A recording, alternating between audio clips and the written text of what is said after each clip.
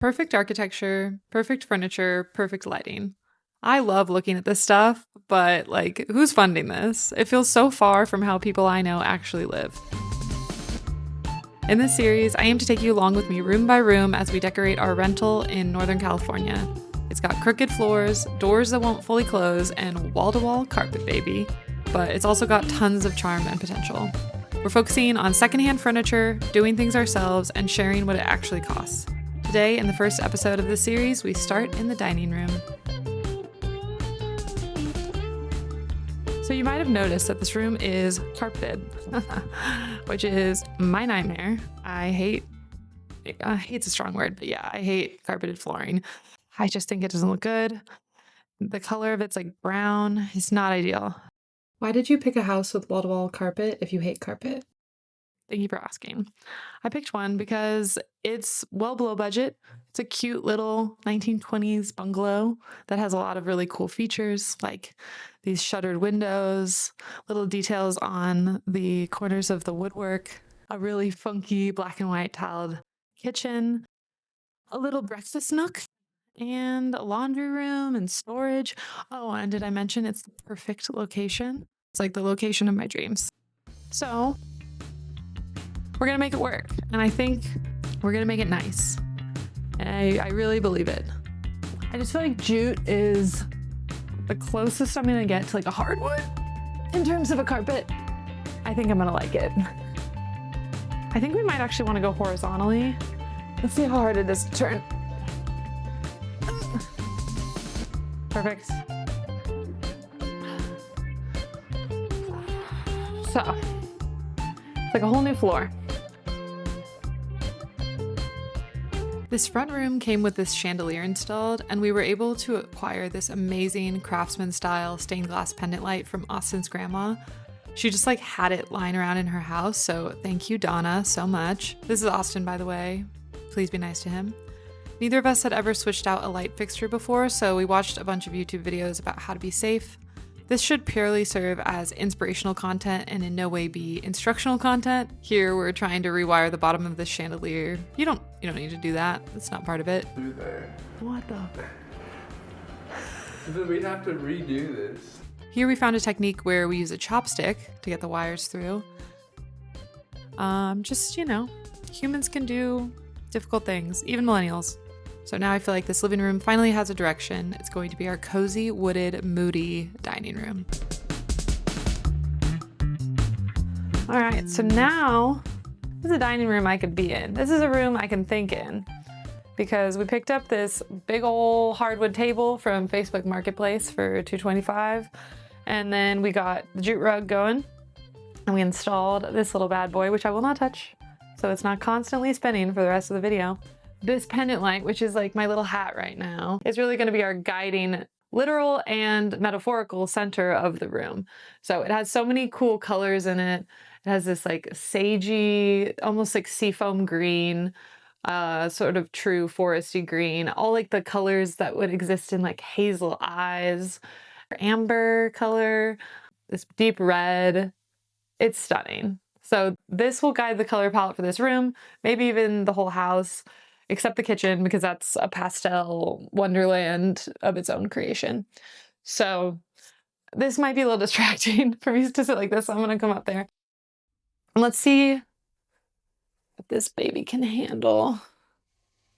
Now that this is spinning in a way that will probably aggravate 10% of you, we're ready to go. This room needs to serve 4 purposes. The first being an entryway. We need to be able to enter, like drop your keys, drop your coat, drop your shoes. It also needs to serve as a hallway. So this side is like the hallway to the kitchen, basically the main corridor of the house. So let us not forget that there needs to be room to move around the table. Third, dining room. This is going to be our kind of grand dining room where we could host more than 2 people like we could in our previous spot. So that's very exciting. The fourth function, which is kind of the interesting one, is that this room is going to be Austin's music studio. So we have this cabinet right here behind me, and it's like actually a secretary desk, which means the top comes down and can create like this desk, and then you can see all of the stuff inside. So now he's got the piano here. He can mount his guitars so that they can like be functionally accessible. And he can put all his weird little shiny doodads with knobs in there. Sitting at a dinner party looking up and seeing the light bulb is deeply upsetting to me. I want to cover the bottom of this with some sort of like film, so it should be safe to use next to LED lights.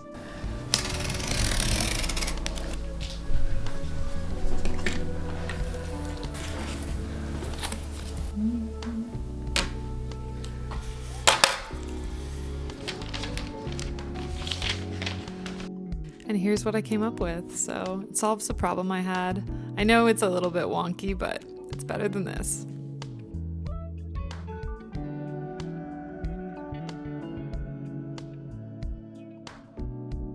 We've made some real strides this week. We got chairs, free on Facebook Marketplace. From the look of the pictures, I was pretty sure we were going to have to refinish them, and that would have been quite the little project, but you can't argue with free 99. And they were in much better condition than they looked in the pictures.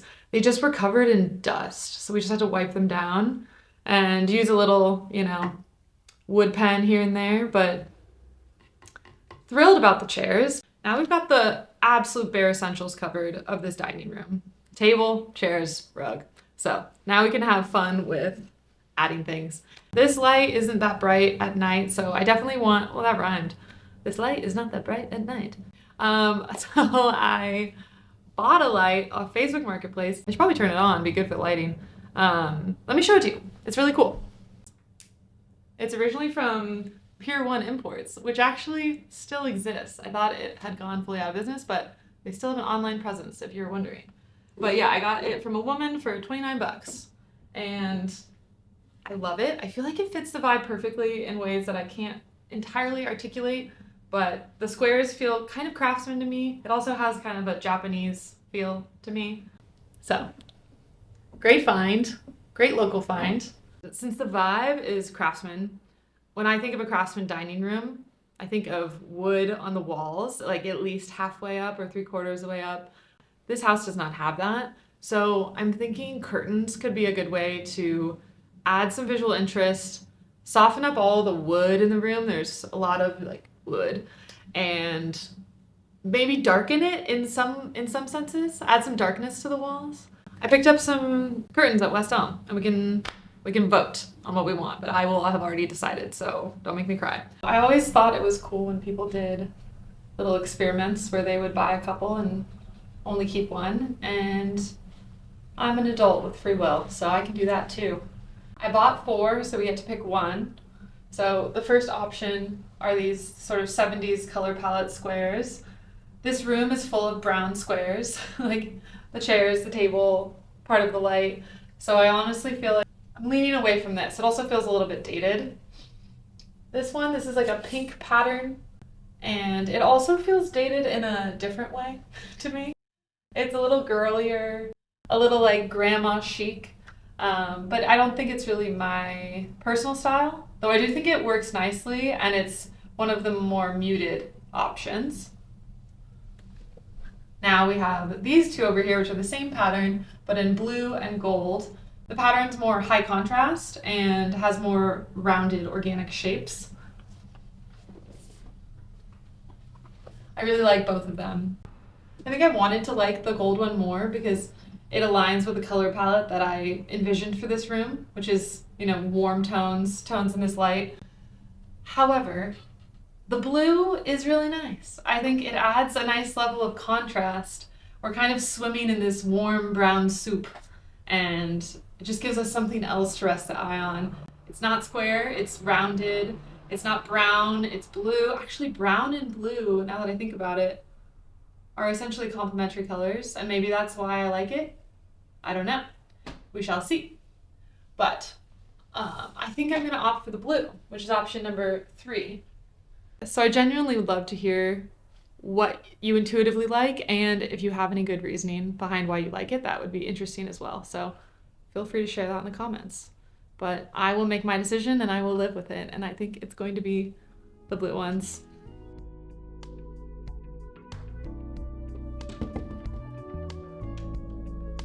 For City over here. Door City over here. Yes. I'm gonna replace this light switch cover with a different light switch because that's something I brought up in my last video, and I put my money where my mouth is. So the last video I posted at the time of filming this was called How to Make Your Home Better by Making It Weirder. And that video got a lot of views, like way more than any video I've made before. I just want to say those who did like it, not like it like literally, but those who liked the video and subscribed, like that was huge for me. It was super exciting. And the subscribers, I felt very seen, like someone connects to me, understands what I'm trying to do here. I think when you post on YouTube, you want people to watch it. That's the whole point. That's allegedly the whole point. And then it happens and it's a lot of eyeballs on you. And it feels that I was surprised that one of the main feelings was anxiety. You know, just watching it go up. Like I could feel it right here. And I think like not even 1,000 people in my own life know my name. So to have 100,000 people watch me talk, it's kind of crazy.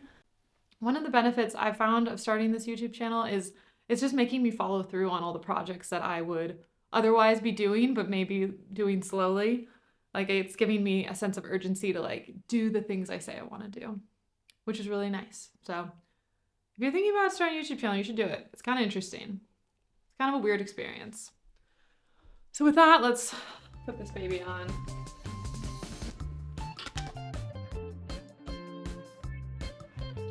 All right, I'm gonna call that good enough.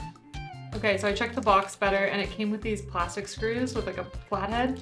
So I'm gonna try these instead. Probably won't crack the ceramic.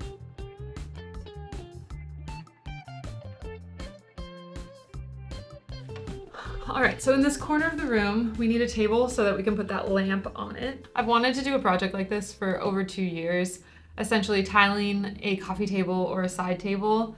And I've been looking specifically for a table that has this sort of lip to it so that the tiles can just fit nicely within it and you don't have to do anything fancy on the edges. I understand that tiling wood is a risk because it could warp or move, but it's a risk I'm willing to take. So today I just want to lay them out to see if I need to buy a tile cutter or not.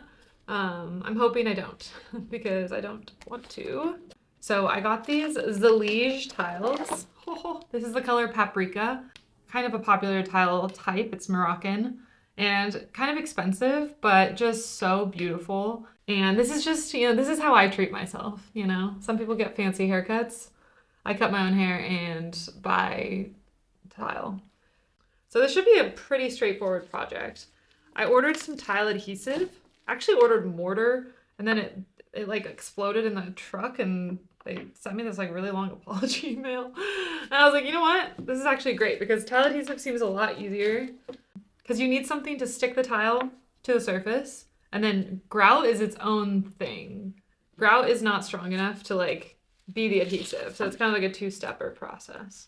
So I got this one at Lily Tile. This is not sponsored by them, but that brings us to the sponsor of today's video, which is Nice World. Austin is in a band and that band is called Nice World. The astute observer might have noticed that I've used some of their music in my past videos, so go check them out, streaming on Spotify.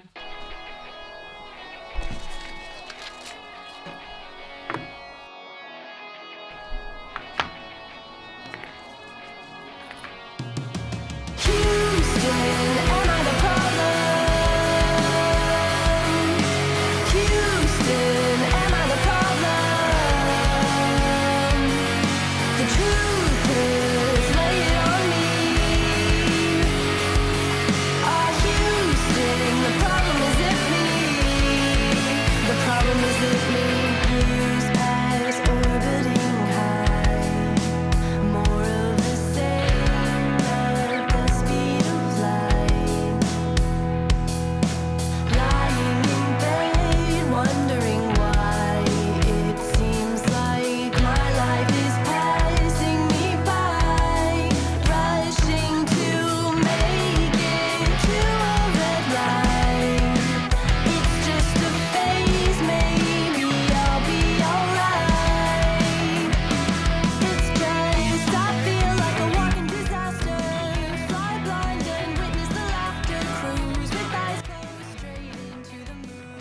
table is done and I have a few notes so you can avoid the mistakes that I made.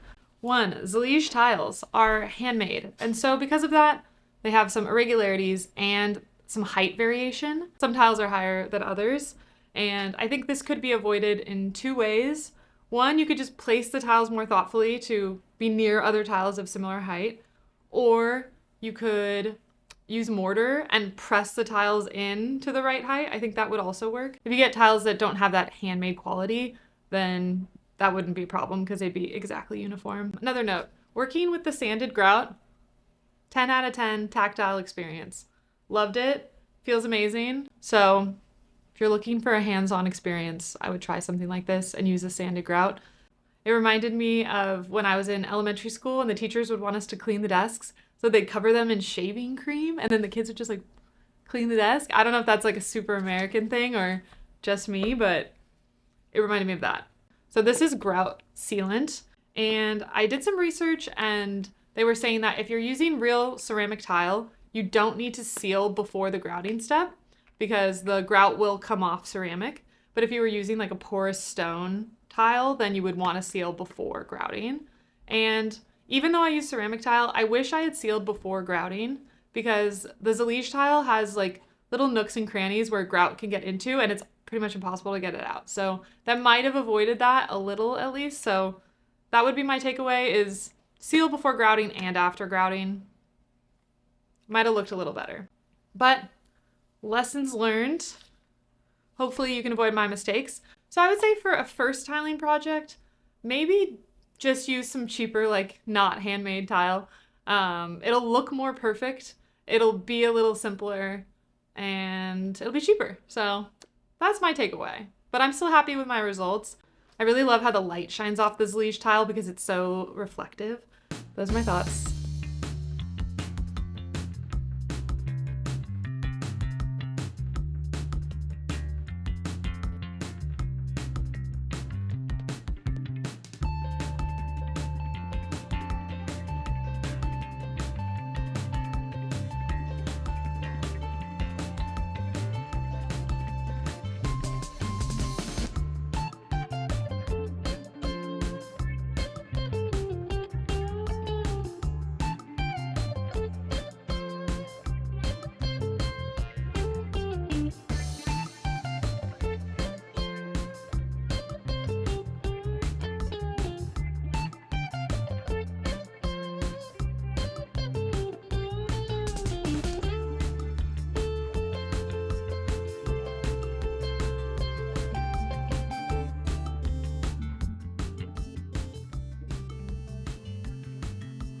The tile table and light work as our key drop spot with a newly framed photo that Austin took. A glass plate from his travels to Spain is perfect for tossing our keys, and if someone forgets to leave their shoes outside, they could just slide them under this table. Along the wall is the new custom keyboard stand, which is way better looking than the old ugly one. There's a Krungbin poster, a guitar hanging nearby, and the full studio setup ready whenever inspiration strikes. The dining table is ready for actual meals, paired with a light that will not blind you, I promise, and I added a table runner to soften things up and bring a little warmth and brightness to the space. We kept the hallway nice and open with a wall-mounted picture rail from Austin's grandma that we can change the styling of with the seasons. We kept the large modern mirror for some much-needed contrast with all the vintage pieces, and added a funky wine rack that works both as storage and as a sculptural element. This room isn't done. It'll probably never be done, but it's a great first pass in our first month in this new home. Sit down, the video's not over, because we gotta talk numbers. Gathering inspiration on the internet is all good and dandy, but it's a lot harder to actually apply it in your life with real constraints, like money. And I'm not claiming that this is a normal budget or that I'm a normal person. I'm just saying this is how much I spent. So I've got my calculator. Let's get into it. We're gonna go from least to most expensive items, starting with the free stuff. Chairs were $0. If you look, you will find, my friends. The light, the pendant light, was free. And I feel like that might aggravate people who also think it is the most beautiful thing that has ever happened. So I'm sorry. Let's say we spent 30 bucks on things at Ace Hardware to like redo the wiring. $30. The shelving unit that you see behind me was also free. With some meddling on my part, Austin's gotten into woodworking, and he would tell you that it was his idea, which means I'm doing an excellent job. But he designed a totally new piano stand out of wood that is much prettier than the old piano stand. So we're calling it $0 because we got the wood for free. New knobs for the secretary desk were $7. The wine rack was $20 off of Facebook Marketplace from Napa of all places. Classic. The table runner, I acquired this table runner from Quince for $34, and I think it helps lighten up the table a little bit. The light switch cover was from Switch Hits, famously, for $48, including shipping. The secretary desk we got from Facebook Marketplace for $50. Okay, it says $189. I hope that's true. The side table that I tiled, I got from Facebook Marketplace for $50. $60 for the rug pad. The Zalige tiles were $128. Spent like $40 on grout. The table was $225 from Facebook Marketplace. Then we got the curtains for a total of $278 because we ended up getting 4 curtains, so each side would have 2. I just think it definitely leveled it up. It feels much more adult to have 2 on each side rather than just 1. And then the final biggest ticket item we got from Rugs USA, this jute rug for $297. So there we have our final total, $1,267. So there it is. There it is, folks. That's the truth. Forgot to mention the curtain rod for $31 and the square light for $29, bringing the new total to $1,327. We'll see if we can spend less than that on the next room. Thanks for watching.